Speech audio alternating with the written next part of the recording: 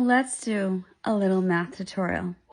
Johnny, you need to get ahead of your spelling. Interesting you'd rag on Johnny's spelling when you're not good at math. Is this you? Of course it's you. Notice how you give enough information but you don't put the age? It's for a reason. Let's find out what those reasons are.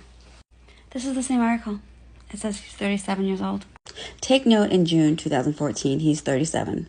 So it's April now. 10 years later, in 2024, he's 47. It's close enough to June, so for argument's sake, let's say he's 47. I see you were born in 1989. September, to be exact, eh? That's like a what, 12 to 13 year age difference? For those struggling with basic math, let's do some calculations, shall we? Oh, but wait. Here we go. Okay, so it says you were pregnant at 19 and he was 35. See that right there? For those who aren't good at math, let's get back to the calculator. 16-year age difference, huh?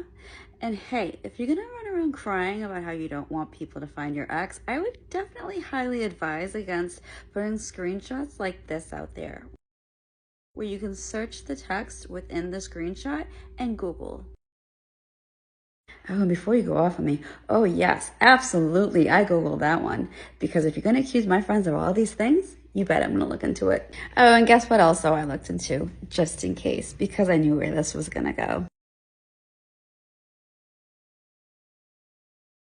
Oh, I'm sorry, hold on one second. You're going to have to give me a moment to process this because I can't even think this through. So what you're trying to say is that little baby Warren knew from the time he was a little boy that he was going to be a career criminal his entire life, and not only managed to pre-plan this fictional birthday from the start, but also preemptively made it so his fake birthday would show up in not just one, but many databases that would be needed to identify him upon his arrest? Is that what you're trying to say? So what happens when you get arrested in the UK is that you have to give the police your name, your birthday, your address, your fingerprints, or at least in this case, his DNA, because he was arrested for SA. And since you said this isn't his first offense, they would already have all this information in the system upon his arrest.